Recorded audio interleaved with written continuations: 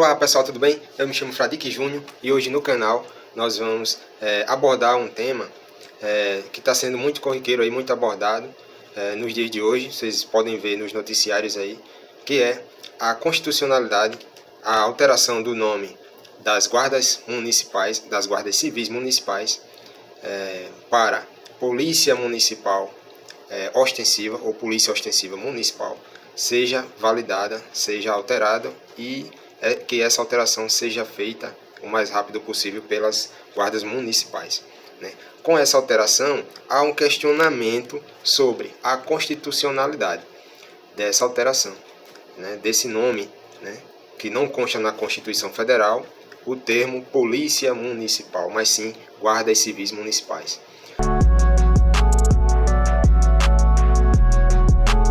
Está previsto e com comissão formada o concurso da Guarda Municipal de Maceió, capital de Alagoas. Será ofertado no edital 50 vagas iniciais e você não pode perder essa chance. Se inscreva no canal, acompanhe os vídeos e estude muito. Com certeza uma vaga será sua. Tenha fé em Deus. Deus é contigo.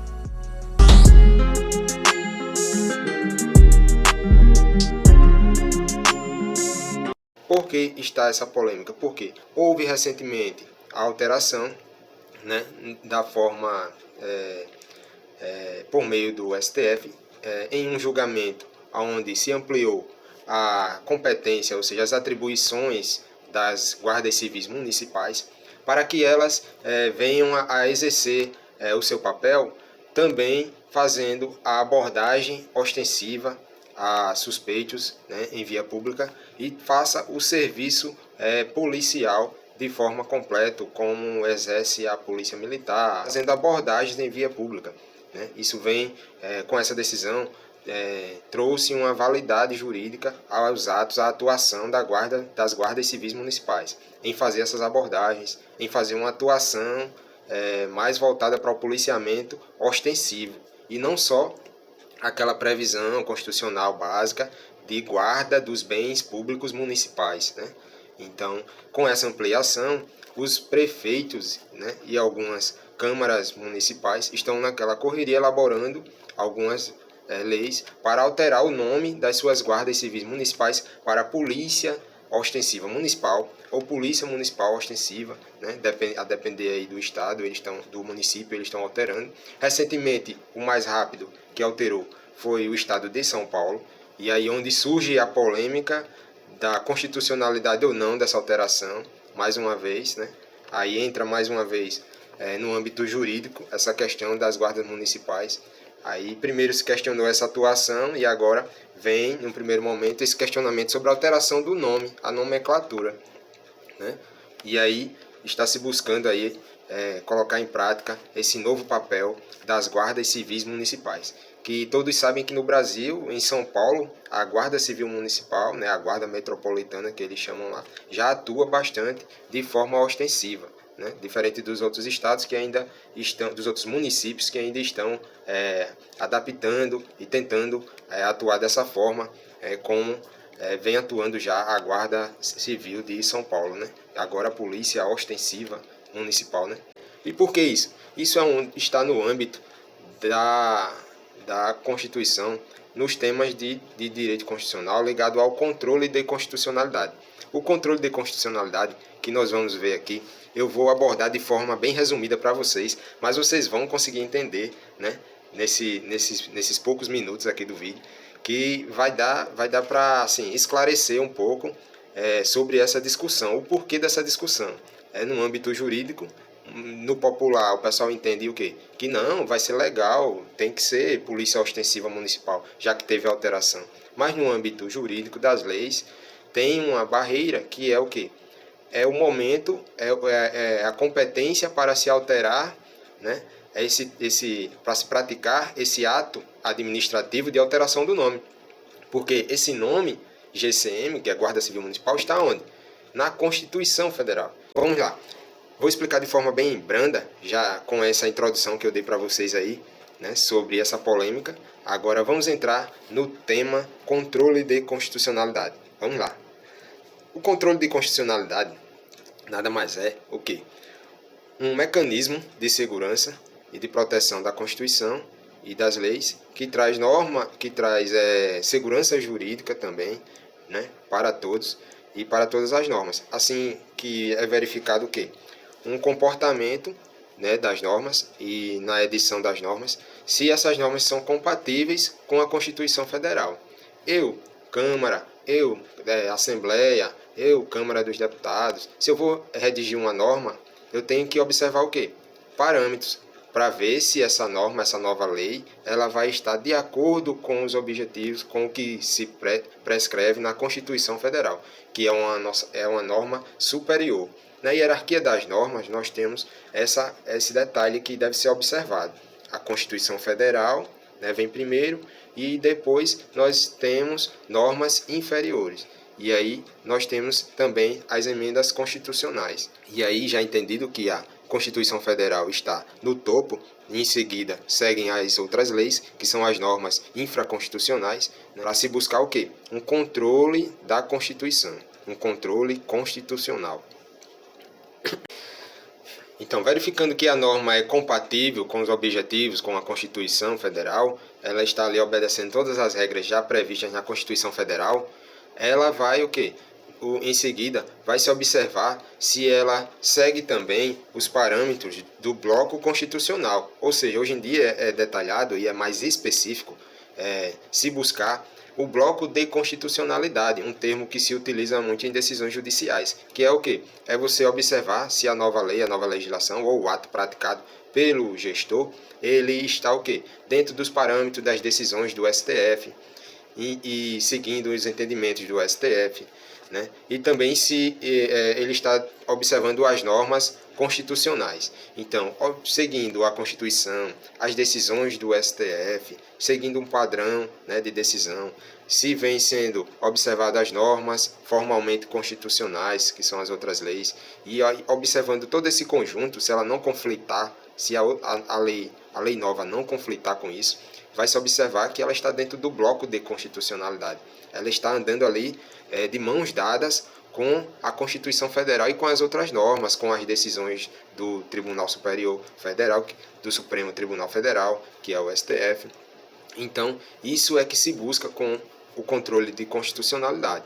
Para esse controle de constitucionalidade, nós temos alguns pressupostos, né? Os dois principais são quais?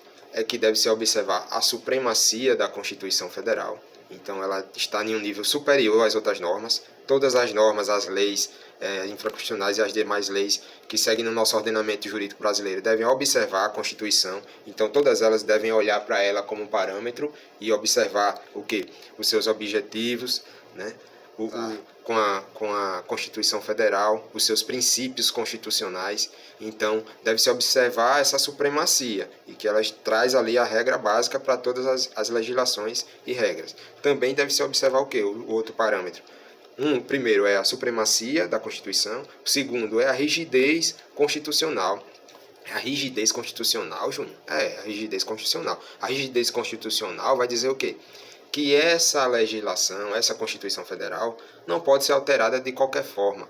Ela tem regras e parâmetros para ser alterada. E essas regras são bem claras lá na própria Constituição Federal. Pode ser alterada por meio de uma PEC, uma proposta de emenda à Constituição, né? Pode ser alterada se vier a ser elaborada uma nova constituinte, né? Uma nova constituinte. E já tivemos outras formas de alteração do texto constitucional. Foi por meio, 5 anos após a sua edição da Constituição, foi por meio de um texto revisor, ou de uma alteração revisora, onde foi feita uma revisão total da Constituição Federal. E em seguida, foi feito por meio do processo de alteração da Constituição Federal, que foi por meio das PECs, das propostas de emenda à Constituição. Então, observada a supremacia da Constituição e observada a rigidez, né, que são regras para se alterar a Constituição Federal, o texto da Constituição, e aí pode ser feito sim essa alteração, desde que seja observado esses requisitos.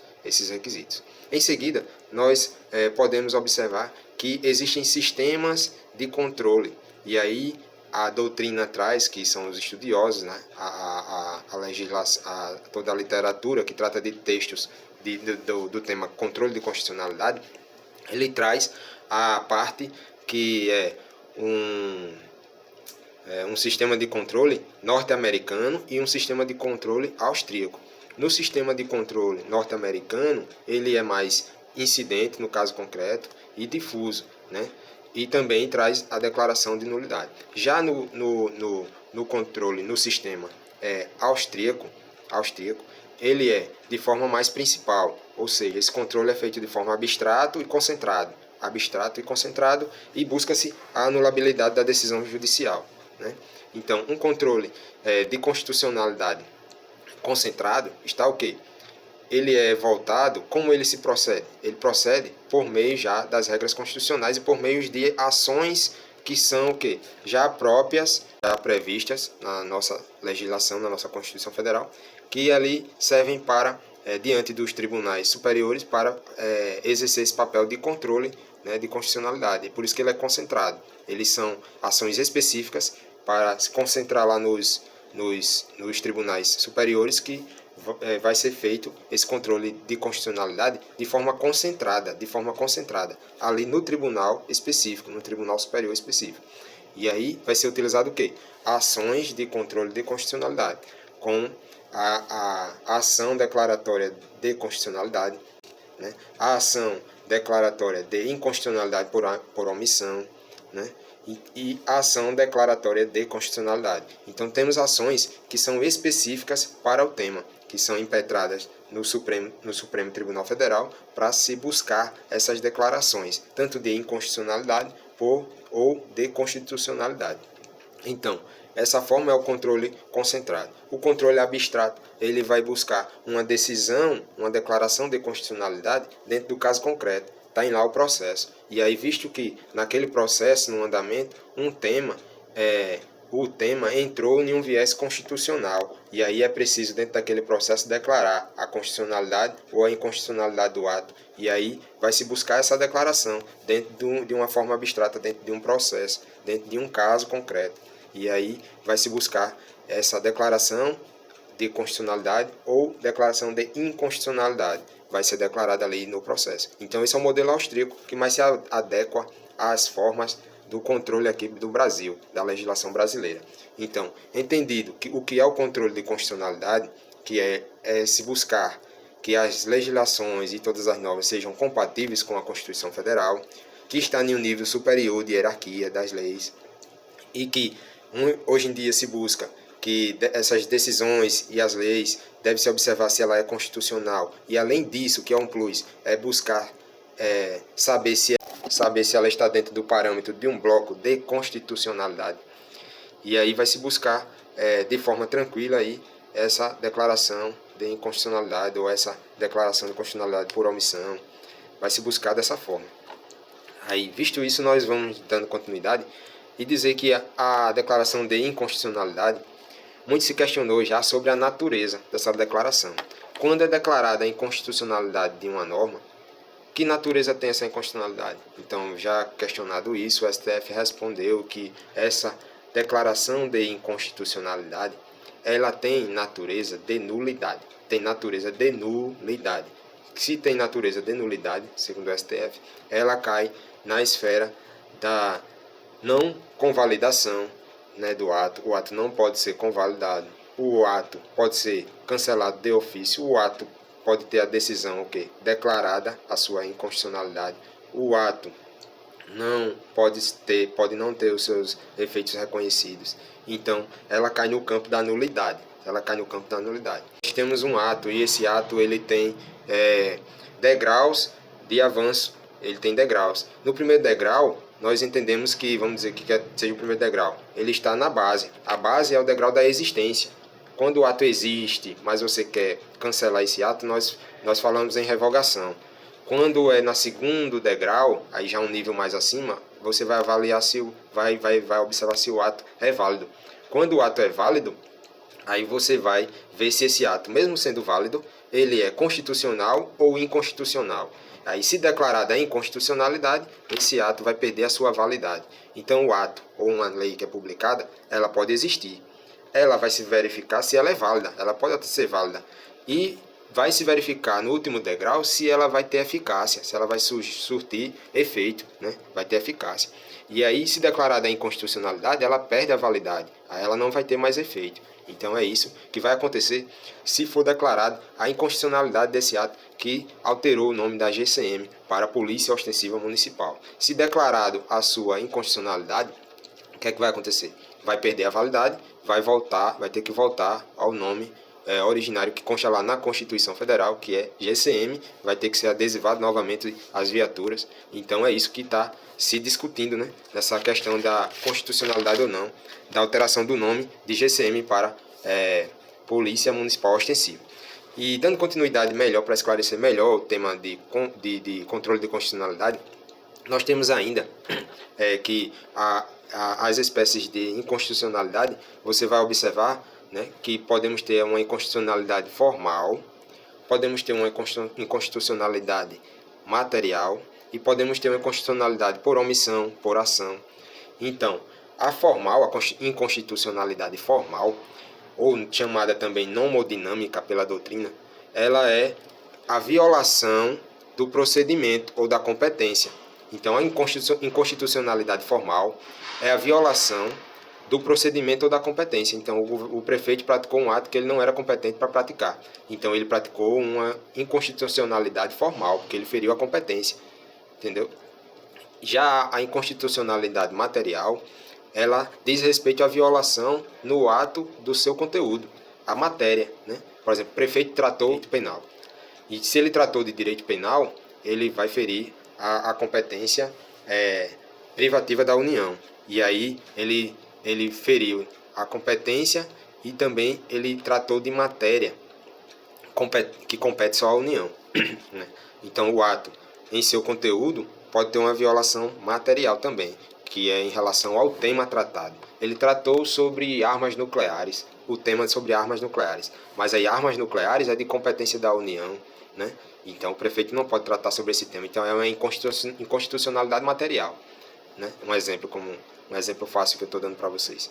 Aí, dando continuidade, nós temos ainda a declaração de inconstitucionalidade por ação ou a declaração de inconstitucionalidade por omissão. A por ação é pela prática do ato. Então ele praticou um ato que é tido como inconstitucional. E aí vai se buscar essa declaração de inconstitucionalidade, né? Vai se buscar essa declaração de inconstitucionalidade. Já a declaração de inconstitucionalidade por omissão, né, é quando o agente ou o órgão deixa de praticar o ato.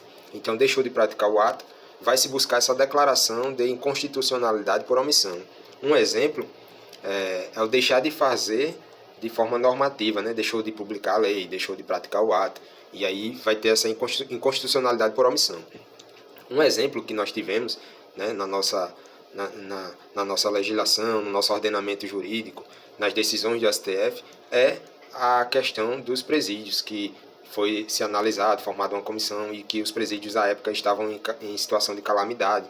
E aí foi declarado, entraram com essa ação de declaração de inconstitucionalidade por omissão, e realmente foi declarado pelo STF na época um estado de coisas inconstitucionais, né, nos presídios, onde se criou 4 requisitos, que foi o primeiro quadro de violações, criou-se um quadro de violações, né, tinha violações a vários direitos, inclusive aos direitos humanos, a inércia continuada dos órgãos públicos, né, diversas autoridades também envolvidas que não se movimentavam para melhorar a situação lá dos presídios, e também a necessidade de transformar as estruturas. Então, nesses 4 requisitos, esses parâmetros que eles utilizaram, se declarou a inconstitucionalidade por omissão da situação dos presídios na época, né? Então, gerando um efeito desbloqueador, que é chamado, essa inconstitucionalidade por omissão gera um efeito desbloqueador, onde se busca que o agente pratique o ato, o órgão público vá lá e pratique o ato, publique a norma, publique a lei que faltava, entendeu?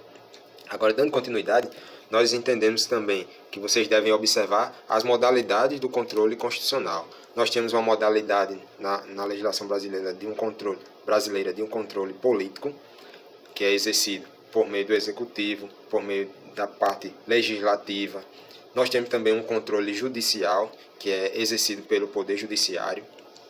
E nesse controle legislativo, judicial e executivo, tem momentos. E tem um controle constitucional preventivo, dependendo do momento, né? Antes da prática do ato ou da publicação do ato, e repressivo, que é após a prática do ato e após feito lá o ato ou publicada a norma, publicada a nova lei. Então, é o que ocorreu, está ocorrendo agora lá em São Paulo, né? Nesse caso das GCMs, né? Das Guardas Civis Municipais, que agora é a Polícia Ostensiva Municipal. Está se tentando fazer um controle repressivo, foi publicado, já foi praticado, já está se mudando o adesivo lá das viaturas, e após a conclusão do processo, está se buscando agora um controle repressivo do ato. Estão dizendo que é inconstitucional essa alteração dos nomes. Então, tendo em vista essas polêmicas aí sobre a GCM, alteração do nome, a atuação, ampliação das suas competências, né, em relação ao policiamento ostensivo, eu trouxe aqui para vocês um pouco de conhecimento sobre o controle de constitucionalidade, né, e os seus parâmetros, os seus requisitos, um conceito básico. E desde já agradeço se você sentiu que esse vídeo te esclareceu sobre essas dúvidas, sobre essa parte de controle de constitucionalidade, sobre essas discussões. Se inscreve aqui no canal, deixa aquele like, compartilha com o pessoal que está aí estudando também para concurso público, que quer tirar algumas dúvidas sobre essa parte do direito, essa parte de controle de constitucionalidade. Desde já agradeço, saiba que Deus é contigo e vamos em frente. E até mais, até o próximo vídeo. Valeu! Seen it, a life worth living is a life with meaning. I'll do what I love till my heart stops beating. I'm feeding